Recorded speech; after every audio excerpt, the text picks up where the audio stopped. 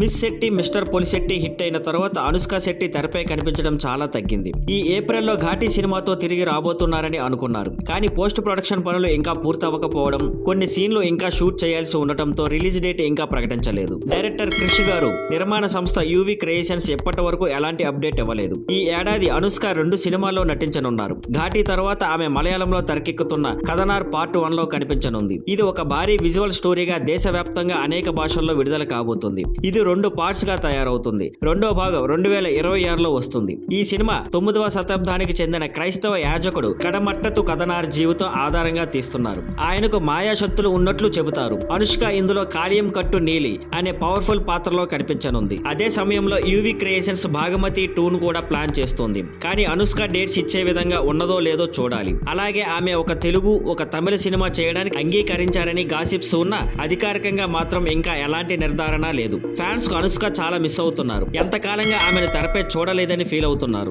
ఆమె మళ్ళీ ఎక్కువ సినిమాలు చేయాలని కోరుకుంటున్నారు. హొంబాలే ఫిలిమ్స్ నిర్మించే ప్రభాస్ సినిమా కోసం కూడా ఆమెను తీసుకోవచ్చన్న ఊహాగానాలు ఉన్నాయి. కానీ ఇవి ఇంకా రూమర్స్ మాత్రమే. సినిమాలకు తోడు ఆమె వ్యక్తిగత జీవితం గురించి కూడా అభిమానుల్లో ఆసక్తి ఉంది. ముఖ్యంగా ఆమె పెళ్లి ఎప్పుడవుతుందనే విషయంలో గాసిప్స్ వస్తూనే ఉన్నా ఇంకా ఎలాంటి క్లారిటీ లేదు. మిసెస్ అనుష్క ఎప్పుడవుతుందో అని అందరూ ఎదురు చూస్తున్నారు. Thank you for watching. Please like, share and subscribe.